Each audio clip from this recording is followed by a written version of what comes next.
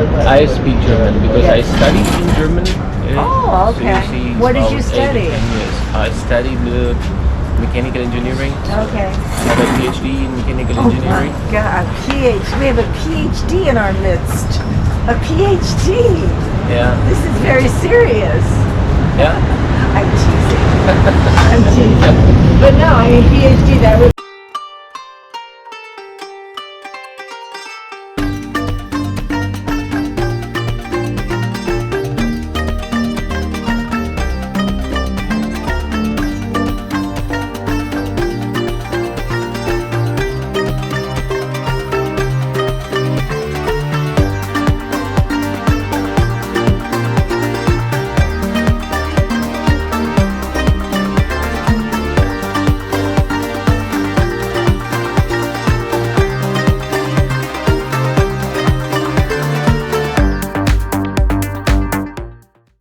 Serbia के border के पे पहुँचे हम और यहाँ पर इन्होंने पासपोर्ट कंट्रोल किया है। अभी तक मैं रास्ते में जितने भी मुल्कों से होता हुआ आया हूँ किसी भी जगह के ऊपर पासपोर्ट कंट्रोल या पासपोर्ट चेक नहीं हुआ। सो अब सर्बिया में एंटर होते वक्त पासपोर्ट चेक किया है इसने। बहरहाल खैर ज़्यादा इशू नहीं है, जैसे उसने चेक करके तो आगे निकाल दिया सबका। तो बहरहाल ये एक इन्फॉर्मेशन थी, मैंने कहा ये बता दूँ कि अभी किसी भी कंट्री से, यूरोप की किसी भी मुल्क से हम जब सर्बिया एंटर होने लगते हैं तो पासपोर्ट कंट्रोल मौजूद है यहाँ पे।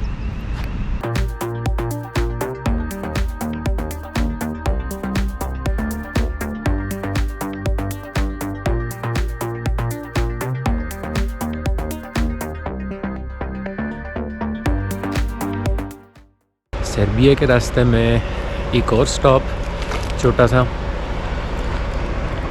प्यास भी लगी हुई थी और भूख भी बहुत लग रही है, रात हो गई है। तो मैंने भी कुछ ले लिया पानी और कुछ थोड़ा बहुत खाने के लिए। तो अभी मज़ीद 3 घंटे और हैं। तो बॉस ये मैं हूँ और ये पीछे बस और ये मैं पार्टी कर रहा हूँ। खुशामदीद इन बेलग्राद सर्बिया। रात के तकरीबन 9:30 बज रहे हैं और मैं अभी पहुंचा हूँ सर्बिया के कैपिटल बेलग्राद में। बस ने वैसे काफ़ी जल्दी पहुंचा दिए, इसने 10:30 बजे पहुंचना था बट ये 9:30 बजे ही पहुंच गया। खैर फाइन। अब जो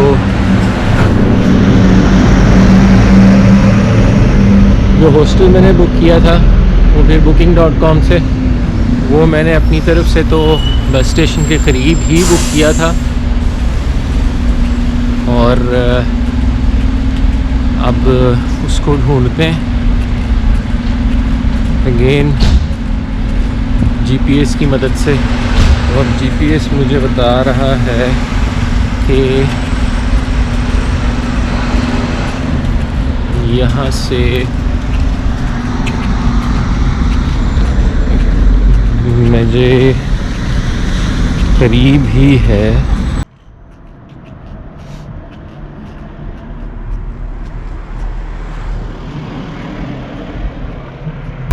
जैस्मीन,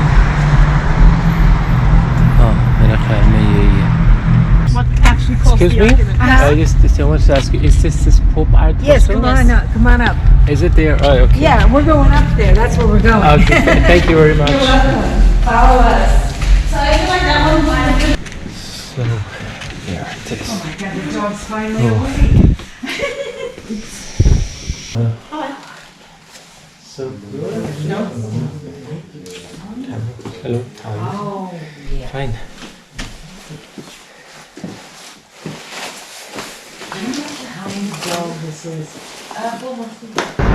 अस्सलाम वालेकुम फ्रॉम बेलग्राद सर्बिया।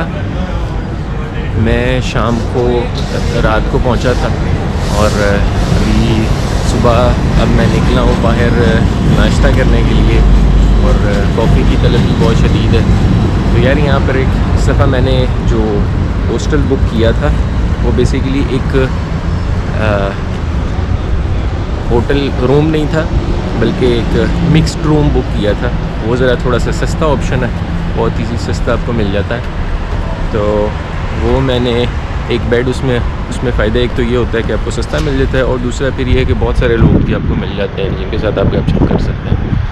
तो अभी जहाँ पे मैं रुका हुआ था तो वहाँ पर मुझे बहुत सारे इंडियन लोग मिले, और मुझे एक नई चीज़ यहाँ पता चली कि सर्बिया में इंडियंस के लिए ऑन अराइवल वीज़ा अवेलेबल है। क्योंकि इंडियंस जो हैं वो सिर्फ अपना पासपोर्ट उठाएं और सर्बिया आ जाए, और वहाँ पे आके उनको ऑन अराइवल वीज़ा मिल जाता है। तो मुझे इस हॉस्टल के अंदर बहुत सारे इंडियंस मिले, तो ज़रा उनसे भी थोड़ी सी गपशप करते हैं।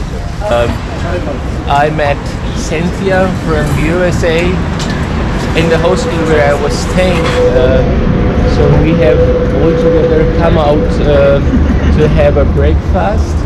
So we are waiting in Belgrade, Serbia for the breakfast. And also I met some Indian guys. So one of them is sitting right. Rajiv, you know that? Sandeep? Sandeep Kumar. Sandeep Kumar. So Sandeep Kumar is also staying in the hostel. So we have come together to have a breakfast. So Cynthia, how was your experience in Belgrade? When did you come here? How long have you been staying there? I came here night before last. So- And yesterday I went to the Museum of the History of Yugoslavia. I am tired of traveling. I've been traveling for 4 weeks and now I'm tired of traveling. We have been traveling for 4 weeks. Where did you start your travel? Munich, Germany. Oh, you started to travel in Germany. And Where do you live in Germany? I live actually in Cottbus. It's a small city near Berlin. Okay. It's about 1 hour drive from Okay. Berlin. May I ask you a question? Yes. Why are you going home overland? It takes a lot of time. Don't you have a job back in Germany? You have to No, not anymore. I quit my job last month. in order to travel. Not necessarily. Yes, actually, I would say. And also, I want to spend a little bit time in Pakistan. Right. I've been missing the But you say you've lived in Germany 18 years, right? on and off. I would Okay. say. But I mean, you have like German residency or something, I have got that permanent residence. like a green card or something. It's What we you call. call it in green card in USA. Yes. What do they It's, call it there? We call it in German Niederlassungserlaubnis. You It's speak a bit- fluent German, I suppose. I speak German because I studied in German. Oh, So okay. you see, What did about you 8 to study? 10 years. I studied mechanical engineering. Okay. I have a PhD in mechanical Oh my engineering. God, We have a PhD in our midst. A PhD. Yeah, This is very serious. yeah. I'm teasing. I'm teasing. But no, I mean PhD. That was.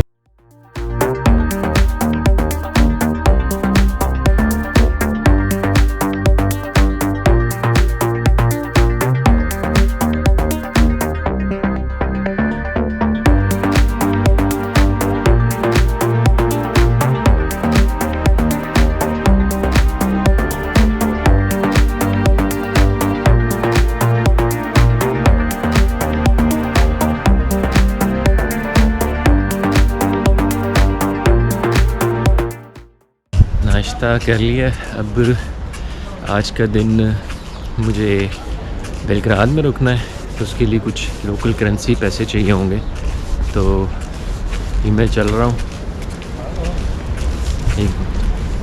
Hello यार, ठहरो। तो जिस hostel में मैं ठहरा हूँ, फिर बहुत सारे इंडियन लोग मुझे मिले हैं, और इनसे बात करके मुझे पता चला है कि यहाँ से बहुत सारे लोग इलीगली एंटर होते हैं यूरोप के बाकी ममालिक के अंदर। तो और जिस हॉस्टल में मैं ठहरा हूँ वहाँ पे भी मुझे काफ़ी सारे लोग इस तरह मिले। I think in the back, like there is.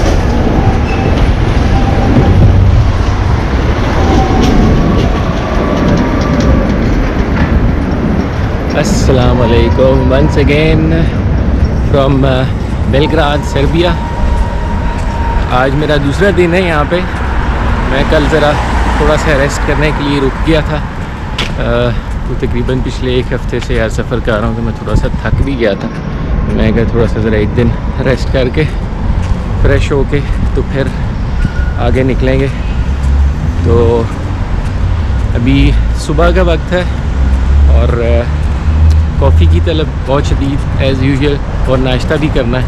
तो और दूसरा फिर मैंने सोचा था आज सिटी थोड़ा सा एक्सप्लोर करें। यहाँ पर एक फोर्ट्रेस है, यानी किला, वो बेलग्राद फोर्ट्रेस है, सर्बियन फोर्ट्रेस कहते हैं उसे। तो आज ज़रा उसको थोड़ा सा विज़िट करेंगे, उसकी थोड़ी सी हिस्ट्री जानेंगे और उसके बाद फिर दोपहर को रवाना होंगे अपनी अगली डेस्टिनेशन बुल्गारिया की तरफ। एक और बड़ी इंटरेस्टिंग बात सर्बिया के बारे में बताता चलूँ। ये सर्बिया दरअसल एक बहुत बड़ी स्टेट यूगोस्लाविया का हिस्सा था। बहुत सारे लोगों ने यूगोस्लाविया का नाम सुना होगा। यूगोस्लाविया एक असल में बहुत बड़ी स्टेट थी, मुल्क था जो कि वर्ल्ड वार 1 जंग अज़ीम 1 के बाद वजूद में आया था और तकरीबन 2003 तक उसका वजूद रहा। सो ये यूगोस्लाविया दरअसल नियरली 6 जो आज के 6 मुल्कों के ऊपर मबनी बेसिकली एक स्टेट थी कि जिसमें ये तमाम बाल्कन कंट्रीज़ ऊपर से लेके Croatia, Slovenia, Bosnia, Kosovo, Serbia और मोंटेनेग्रो। सो ये जो आज के मुल्क हैं ये सारे, ये बेसिकली यूगोस्लाविया इन सब का मजमुआ था, एक यूगोस्लाविया मुल्क जो कि वजूद में आया था तकरीबन वर्ल्ड वार 1 के बाद से। सो ये असल में सारे एथनिक, ये मुख्तलिफ एथनिक लोग हैं, इनकी एथनिसिटी एक नहीं है, ये एक नस्ल के लोग नहीं हैं। ये कोसोवन, सर्बियंस, ये मुख्तलिफ नस्लों के लोग थे। तो लेकिन बहरहाल ये बहुत अर्सा कम्युनिस्ट जो ब्लॉक था उनके अंडर रहा। तो ये जब कम्युनिस्ट या सोवियत गवर्नमेंट 90s के अंदर, ये बहुत सारे लोगों को मालूम है, कमज़ोर होना शुरू हुई, तो उसके बाद से फिर इफेक्ट इसके ऊपर भी पड़ा। तो इसमें क्योंकि बहुत सारे एथनिक ग्रुप्स रहते थे इकट्ठे यूगोस्लाविया के अंदर, तो उन सब ने अपनी अपनी आज़ादी के लिए फिर ज़ोर लगाना शुरू कर दिया। तो तकरीबन 91 से फिर ये आगाज़ हुआ यूगोस्लाविया के टूटने का। उसमें 91 में स्लोवेनिया ने अपनी इंडिपेंडेंट स्टेट, अपनी आज़ाद रियासत का ऐलान कर दिया। फिर 92 में क्रोएशिया ने कर दिया। फिर उसके बाद बोस्निया और मोंटेनेग्रो, और फिर 2003 तक ये आज का जो सर्बिया है, सो ये वजूद में आ गया था। तो ये सारे के सारे 6 जितने भी एथनिक ग्रुप्स ने मिलकर एक मुल्क यूगोस्लाविया बनाया था। सो अल्टीमेटली ये 2003 में आके कम्प्लीटली कोलैप्स कर गया, कम्प्लीटली टूट गया। आगाज़ इसका 91 में हुआ था, और 91 वही दौर है जिसमें बहुत सारे लोगों को पता होगा कि जब सोवियत यूनियन भी टूटना शुरू हुई थी। सोवियत यूनियन की जो बहुत सारी रियासतें थीं, जिसमें यूक्रेन, उज़्बेकिस्तान, ताजिकिस्तान, कज़ाकिस्तान, इन सब ने भी सोवियत यूनियन से अपनी अपनी आज़ादी लेना शुरू कर दी थी। सो ये वही दौर था जिसमें ये यूगोस्लाविया भी टूटना शुरू हुआ। तो अभी हम चल के इसका एक बड़ा मशहूर किला है बेलग्राद के अंदर, जो कि बना तो खैर काफ़ी पुराना था, बहुत को 5वीं सदी के दौर में बनाया था। ये रूमी जो सल्तनत थी यहाँ पर, उससे भी, उसके जो प्रीडिसेसर, उससे भी जो पहले यहाँ पर हुकूमतें थी। तो उसको जाके थोड़ा सा एक्सप्लोर करते हैं।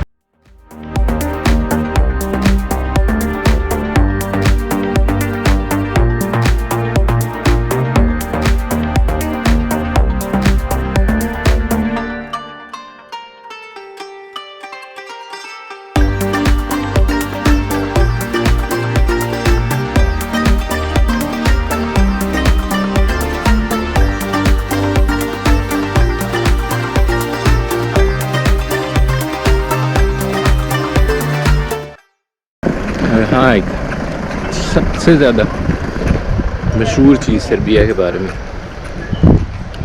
वो है निकोला टेस्ला। निकोला टेस्ला के बारे में शायद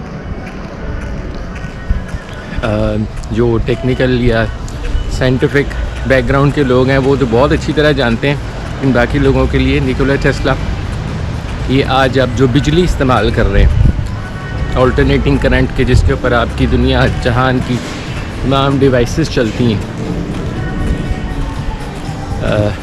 ये आपकी इलेक्ट्रिकल डिवाइसेस, आपके घरों में जो बिजली है, आपके एयर कंडीशनर्स, लाइटें, की फ्रिजें, वट एवर यूज़। सो ये जो ऑल्टरनेटिंग करंट बिजली की बेसिकली दो किस्में, एक डायरेक्ट करंट वो होता है जो कि आप ये छोटे सेल्स और बैटरीज वगैरह से हासिल करते हैं, और ऑल्टरनेटिंग करंट जो कि आपकी बिजली की लाइनों में आता है आपके घरों में इलेक्ट्रिकल सप्लाईज में। So electrical current alternating current का मौजूद है निकोला टेस्ला। वो एक अलहदा बहुत लंबी कहानी है उसकी, लेकिन खैर मैं उस साइड पे नहीं जाऊंगा। निकोला टेस्ला का ताल्लुक़ था सर्बिया से, और वो पिछली सदी के आगाज़ में चला गया अमेरिका। वहाँ पर उसने कुछ अर्सा थॉमस एडिसन के पास काम किया। एडिसन, इसके बारे में लोग जानते हैं, इसने इलेक्ट्रिकल बल्ब ईजाद किया था, और बस उसी दौरान ही उसके साथ काम करते हुए उसको ये आइडिया आया ये। और इसके अलावा थॉमस एडिसन ने डायरेक्ट करंट का भी मौजूद था। तो ये आइडिया निकोला टेस्ला को आया कि बिजली जब ट्रांसपोर्ट की जाती है किसी एक शहर से दूसरे शहर, सो डायरेक्ट करंट को अगर इस्तेमाल किया जाए तो बिजली बहुत ज़्यादा ज़ाया होती है, रास्ते में लॉसेस बहुत ज़्यादा है। तो उसने ऑल्टरनेटिंग करंट ईजाद किया। ऑल्टरनेटिंग करंट को बड़ी इजीली ट्रांसफ़र, बड़ी लंबी लंबी लाइंस के थ्रू किलोमीटर्स तक बड़ी इजीली, बगैर लॉसेस के, बगैर बहुत कम लॉसेस के साथ, बगैर बिजली ज़ाया किए ट्रांसपोर्ट किया जा सकता था। सो ये उसी की वजह से है कि फिर उसके बाद बिजली की ईजाद आहिस्ता आहिस्ता पूरी दुनिया तक फैली।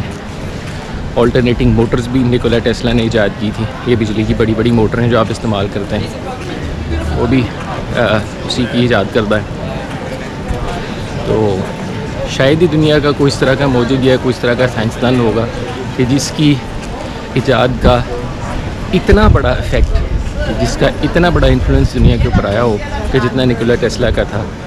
जैसे बिजली, यानी कि बिजली एक 20वीं सदी के बाद फिर एक ऐसी चीज़ आपकी ज़िंदगियों का हिस्सा बन गई कि जिसके बगैर मॉडर्न दुनिया, मॉडर्न ज़िंदगी का तसव्वुर ही मुमकिन नहीं था। सो इसका सारा सेहरा सिर्फ एक शख्स को जाता है, और वो है निकोला टेस्ला, और उसका ताल्लुक़ सर्बिया से था। फाइनली यार बहुत मुश्किल से मिली है कॉफ़ी, बहरहाल मिल गई है। कॉफ़ी पीते हैं और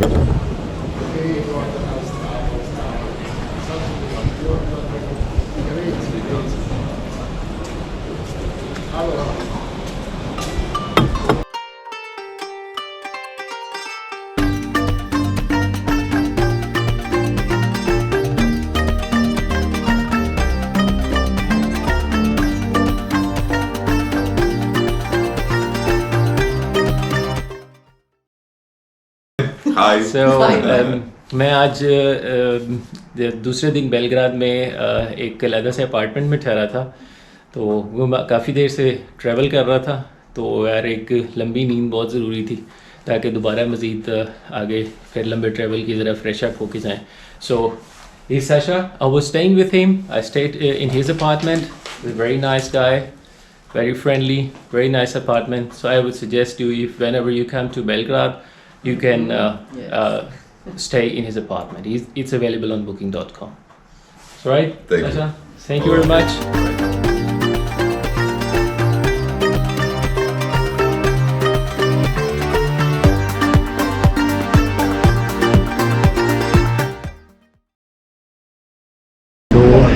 सोफिया के लिए बस मेरी आ गई है, ये मेरे पीछे खड़ी है, और बेलग्राद से मैं निकल रहा हूँ सर्बिया से बुल्गारिया की तरफ, और तकरीबन 6 घंटे का, 6 से 6.5 घंटे का फासला है। तो रात तक मैं पहुँच जाऊँगा सोफिया बुल्गारिया, और उसके बाद फिर मिलते हैं अगली डेस्टिनेशन के ऊपर।